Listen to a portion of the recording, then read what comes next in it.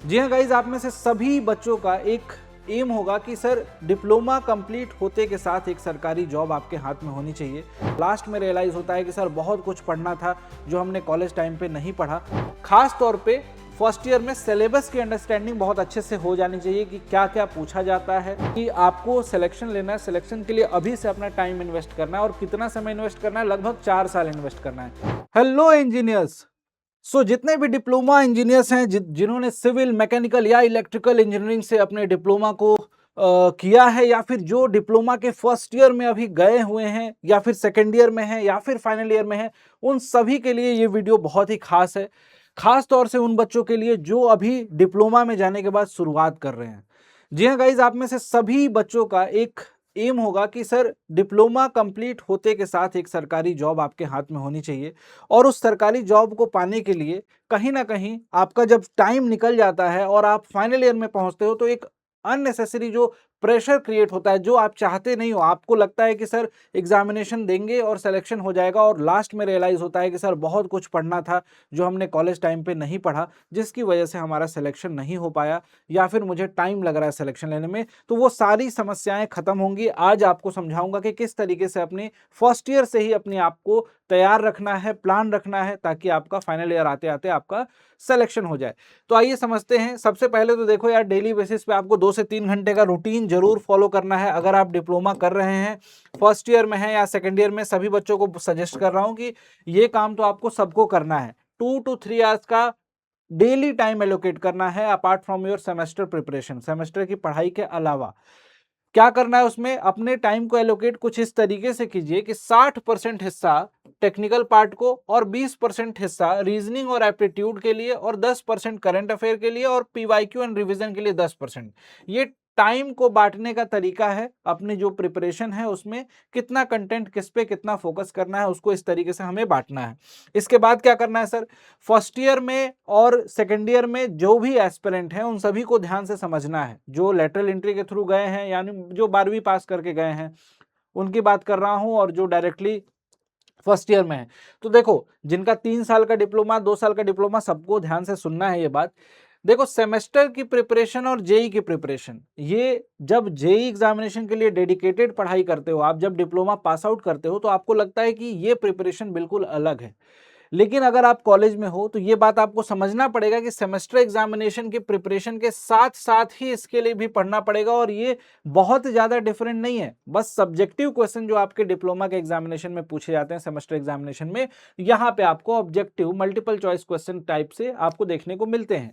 तो यहाँ पे इन दोनों की प्रिपरेशन को एक साथ ही लेके चलना है। अदरवाइज होगा क्या, लास्ट मिनट प्रेशर जो बोलते हैं ना, कि जब आपका फाइनल ईयर आएगा तो इतना प्रेशर आपको क्रिएट हो जाएगा कि आपको समझ नहीं आएगा, और कई बार ऐसे ऐसे डिसीजन लेने पड़ते हैं कि प्रिपरेशन करें कि बीटेक करें, और उसमें कंफ्यूज हो जाते हैं बहुत सारे एस्पिरेंट। तो टाइम वेस्ट ना हो, इसलिए आपको दोनों को स्टार्टिंग से लेके चलना है।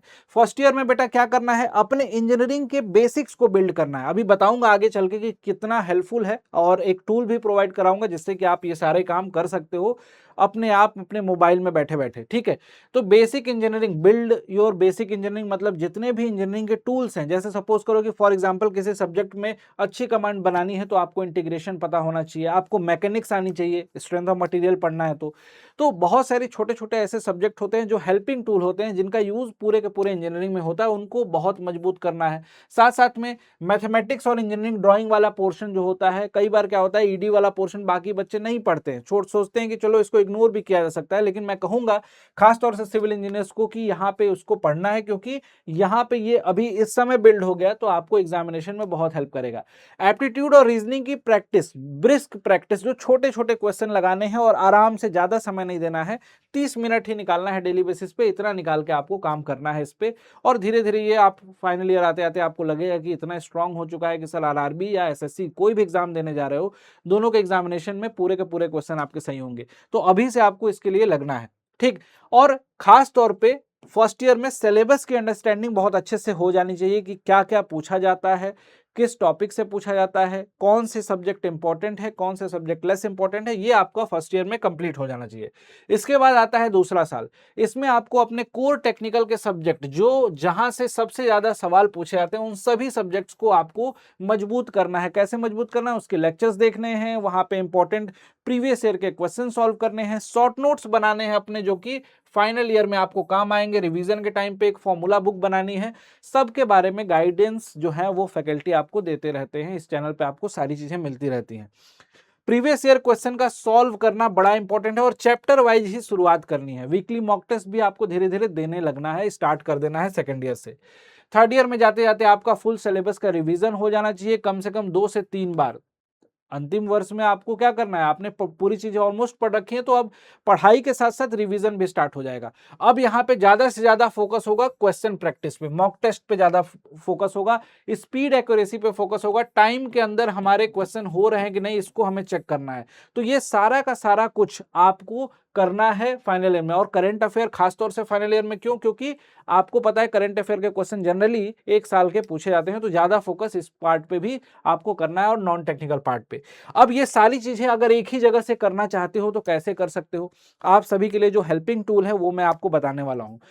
एक तरह से बोल सकते हो ना कि जिंदगी का एक बहुत ही इंपॉर्टेंट डिसीजन जब आप लोगे कि आपको सिलेक्शन लेना है, सिलेक्शन के लिए अभी से अपना टाइम इन्वेस्ट करना है। और कितना समय इन्वेस्ट करना है, लगभग 4 साल इन्वेस्ट करना है, 3 से 4 साल। 3 साल डिप्लोमा का जो है, हो सकता है आपका पहले सिलेक्शन हो जाए, आप फ्री हो जाएंगे, डेफिनेटली आपके लिए बेटर होगा। आप कोई सेकंड ईयर में बच्चा है जो पहले फ्री होना चाहता है, डेफिनेटली उसके लिए अच्छा चांस है। लेकिन मैं आपको बता रहा हूं कि आपकी प्रिपरेशन की प्लानिंग कैसे होगी। फर्स्ट ईयर में जैसा मैंने बताया कि फाउंडेशन की शुरुआत है, इंजीनियरिंग सब्जेक्ट को, पैटर्न को, स्ट्रेटजी को, बेसिक कंसेप्ट्स को, इन सभी पॉइंट्स को आपको समझना है। सेकेंड ईयर में मैं बताया कि कोर टेक्निकल में आपको मास्टरी हासिल करनी है, जो भी एडवांस चीजें हैं, जो भी अच्छे न्यूमेरिकल्स हैं, उन सभी को रेगुलर बेसिस पे प्रैक्टिस करना है। और जैसा मैंने थर्ड ईयर पे बताया कि आपको full length test, PYQ, formula, complete syllabus revision, ये सारे काम करने हैं, जो कि आपको सभी चीजें एक ही जगह कंसाइज करके मिल जाती हैं। आधार जेई बैच टारगेट है 2029 में जितने एग्जामिनेशन होंगे उन सभी एग्जामिनेशन के लिए आपको अभी से प्रिपेयर कराया जा रहा है, आज से प्रिपेयर कर रहे हैं। हो सकता है कि आपके एग्जामिनेशन 2028 में क्लियर हो जाए, हो सकता है कि आप अर्ली स्टेज में क्लियर कर लो एग्जामिनेशन, बहुत सारा कंटेंट आपको पहले से प्री रिकॉर्डेड फॉर्म में दिया जाएगा। लेकिन सिविल, मैकेनिकल और इलेक्ट्रिकल एस्पिरेंट के लिए ये जो बैच है रामबाण है। क्यों? क्योंकि सर इसमें जो टेक्निकल के सब्जेक्ट हैं उनकी लाइव क्लासेस आपको मिल जाएंगी, जो अलग अलग बैचेस बच्चे खरीदते हैं 4000 5000 के, वो वाली चीजें सब कुछ मिल जा रही है भाई। इसके अलावा क्या जरूरत होती है सर, लाइव क्लासेस में टेक्निकल के सब्जेक्ट मजबूत हो गए, नॉन टेक्निकल के सब्जेक्ट मजबूत हो गए। सर खजाना, इसमें बहुत सारा कंटेंट ऐसा रिकॉर्डेड फॉर्मेट में मिल जाता है जो आप जब चाहे तब कंप्लीट कर सकते हो। सर अपने जो भी सब्जेक्ट को आपको जो सेमेस्टर में नीड पड़ रही है, कोई कंफ्यूजन है, कोई सब्जेक्ट समझना है, उसको आप देख सकते हो। सर वीकली टेस्ट मिलेगा, बिल्कुल सर इसमें टेस्ट भी आपको मिल रहे हैं पूरे के पूरे, कोई भी टेस्ट सीरीज नहीं लगाने की जरूरत है, अलग से ज्वाइन करने की जरूरत नहीं, सब कुछ इसी में मिल जाएगा। साथ ही साथ सबसे इंपॉर्टेंट जो चीज होती है कि sir previous year question, SSC JE के, आरआरबी के, मॉक टेस्ट बुक्स, ये सब कुछ, concept booster book, PYQ book, RRB JE की ये सारी किताबें जो हैं आपको आपके एड्रेस पे डिलीवर कर दी जाएंगी। तो जो आपके लिए बुक्स की नीड होती है, बुक्स भी अलग अलग खरीदने की जरूरत नहीं है। आप मार्केट में देखोगे एसएससी के 2-2 वॉल्यूम मिलते हैं, एक एक वॉल्यूम खरीदोगे 800-800 के, 900 के, 1-1000 के मिलते हैं। तो लगभग 3 से 4-5 हजार की किताबें जो हैं, आप जो पैसा इन्वेस्ट करोगे वो किताबें भी इस आधार बैच के अंदर आपके एड्रेस पे डिलीवर की जा रही हैं। अगला है बिल्कुल प्रैक्टिस बूस्टर। जो प्रैक्टिस बूस्टर जो कि इसकी किताब आती है, डेफिनेटली ये आपको जो आपकी प्रिपरेशन है उसको एक लेवल ऊपर लेके जाती है। उसके 2 वॉल्यूम है, वॉल्यूम 1 और वॉल्यूम 2 बुक, ये बुक भी आपके एड्रेस पे डिलीवर हो जाएगी। और यहाँ पे देख सकते हो, यहाँ पे 1-to-1 जो मेंटरशिप है, टीचर से आपका गाइडेंस, जो सही समय पे सही गाइडेंस आपको चाहिए होता है कि सर ये गलत हो रहा है मेरे साथ, इसको सही करना है, क्या क्या पढ़ना है, वो सारी चीजें आपको यहाँ पे मिल जाती हैं। डीपीपी, प्रैक्टिस सीट, क्विजेज वगैरह, वो जो भी इसेंशियल चीजें हैं, जो भी जरूरत की चीजें हैं, जो आपके एग्जामिनेशन के लिए हेल्पफुल हैं, आपके सिलेक्शन के लिए हेल्पफुल हैं, वो आप पहले से उससे अवेयर रहोगे, ताकि आपका बाद में आने वाला समय जो है बर्बाद ना हो। और ये सारी चीजें बेटा, ये सब कुछ, शॉर्ट नोट्स हुआ, इंजीनियरिंग किट बहुत इंपॉर्टेंट है, इंजीनियरिंग किट भी आपको साथ में इसके साथ मिल रही है। तो ये सारी चीजें जो है लगभग लगभग आपको ये लगभग आपको पूरी प्रिपरेशन जर्नी में हर एक पॉइंट पे हेल्प करने वाली है, हर एक समय पे, आप चाहे सेमेस्टर में हो। इनफैक्ट सबसे अच्छी बात है कि सर आप जिस सेमेस्टर के लिए पढ़ाई कर रहे हो, सेमेस्टर एग्जामिनेशन के कोर्सेज, सेमेस्टर एग्जामिनेशन की रिकॉर्डेड वीडियो भी इसमें प्रोवाइड की जाएगी। तो आधार बैच ऐसा बैच है जो आपके सिलेक्शन तक की जर्नी इंश्योर करता है, सेमेस्टर से सिलेक्शन तक की जर्नी। सेमेस्टर एग्जामिनेशन के जो आप पढ़ाई कर रहे हो वो पढ़ाई तो इसमें है ही, साथ में जेई एग्जामिनेशन के लिए जो आपको प्रिपरेशन करनी है, जो प्रैक्टिस करनी है, जो कॉन्सेप्ट अपने मजबूत करने हैं, वो सारी चीजें हैं। साथ साथ में यहाँ पे बुक्स अवेलेबल हैं, कॉन्सेप्ट की बुक है, क्वेश्चन प्रैक्टिस की बुक है, वो सारा कंटेंट आपको डिलीवर किया जाता है। और ये सब कुछ किसमें मिल रहा है सर? ये सब कुछ मिल रहा है आपको आधार बैच में। एक बार आपको इंजीनियर्स वाला प्लेटफॉर्म पे जाना है ना, पीडब्ल्यू के प्लेटफॉर्म पे इंजीनियर्स वाला में, और आपको आधार जेई 2029 का ये बैच सिविल के लिए भी अवेलेबल है, मैकेनिकल के लिए भी है और इलेक्ट्रिकल के लिए भी इसको ज्वाइन करना है, और इसमें वो सारी चीजें मिल जाएंगी। हो सकता है कुछ लोगों को बैच की प्राइजेस लग रहा होगा कि बहुत ज्यादा है, लेकिन जितनी चीजें इसमें ऑफर की जा रही हैं, जो जो चीजें आपको दी जा रही हैं, और इस समय तो देखो डिस्काउंटेड प्राइस कर दिया गया है।